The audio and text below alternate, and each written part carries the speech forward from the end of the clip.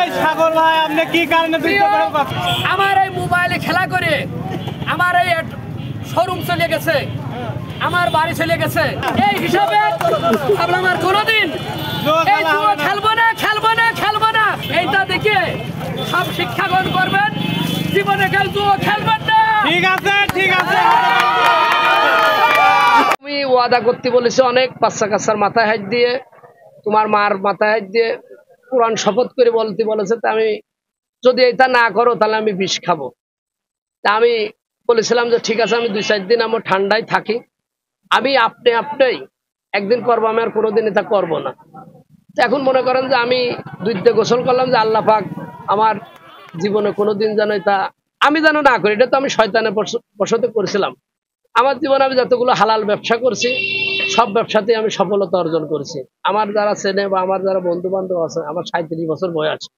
এই 37 বছরের ভিতরে আমি প্রায় 12-13 বছর থেকে ইনকাম করে খাই বা ইনকাম করে, আমার বাবা আছে পাশে শুনে দেখতে পারেন, কর্ম করে আমি খুব ভালো একটা পজিশনে গেছিলাম। আল্লাহ পাকের ওসিলায় যে ব্যবসায় যেতাম সেই ব্যবসায় ইনকাম হতো। এই খেলা করতে যে আমার মাথায় আর কোনোটা কাজ করতে না, একদম ভালো কথাগুলো রাগারাগি হইতো, আমার স্ত্রীর সাথে বকাবাধ্য হইতো। অন্যদের ওসিলায় মনে করেন আমার অনেকেই বলতেছে যে তুমি এই কাজটা করলে বা এটা করতে চাচ্ছ, ওই দুটো যান কিনলাম।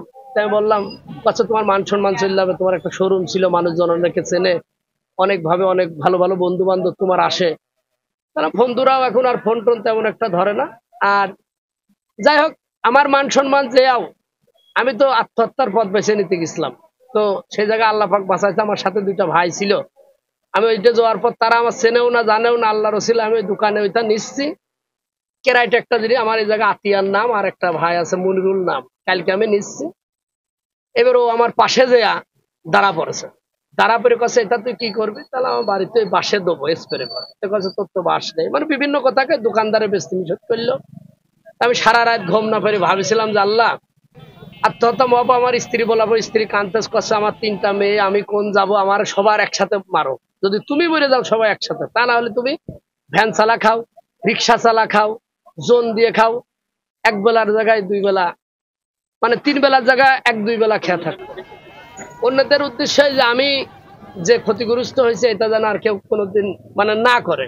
কারণ কেউ ভাবে যে শুরুতে অল্প টাকা দিয়ে বোধহয় এত দিচ্ছে, এমন চিরদিন দেবে না। ওরা যখন নোয়া ধরে সব নিয়ে যাচ্ছেন মাথা। আপনার ফোনের দিক টাকা থাকতে থাকতে 10 মিনিট 20 মিনিট টাকা থাকলে আর মাথায় কাজ করে না, মানে এতটা হিট হয়, মানে অটো টাকা চলে পরে হারিয়ে যাওয়ার পর মনে হয় যে আমি যদি একটু স্লো খেলতাম। তাই বলি, যারা নতুন শুরু করেছেন বা খেলেন, ফিরে আসেন, এইটুকু আমার উদ্দেশ্য। আর আমার এই জীবন ইতিহাস দেখে যদি একটা মানুষ ফিরে আসেন তাহলে আমি মনে করবো আমার মান ইজ্জত যা সব চলে গেল, তারপরেও আমি আমার নিজের কাছে ধন্য মনে করবো যে না, আমি এটা নিশ্চয় আমার দেখে অনেকে ফিরে আসে।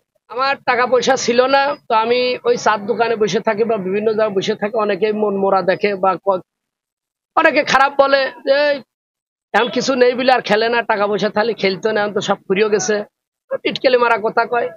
আবার অনেকে এসে কয় যে এটা খা বা এই কর সেই করতে। আমি সেদিন বললাম আজকে তো মনিরুল ভাই, আতিয়ার ভাই বা বিভিন্ন লোক বললো যে তুই এটা যদি না করিস, দুধ দিয়ে গোসল করে ফ্রেশ হয়ে যা, তাহলে তো দুধ কেনার টাকা ওটাও তো আমার কাছে নেই। তোরা বলতেছে আমি টাকা আমরা দিস, এই উপলক্ষে ওরা দুধ কিনেছে 10 কেজি। 10 কেজি দুধ কেনার পরে মনে করেন যে আমি আমার নিজের টাকা দিয়ে আমি কিনতে চাইছিলাম, কিন্তু আমার টাকাটা এই মুহূর্তে গুছাতে হলে ঘরের কিছু বেচতে হবে, ফার্নিচার অথবা অনেকটাই বেছে বেছে খেয়াও ফেলেছে।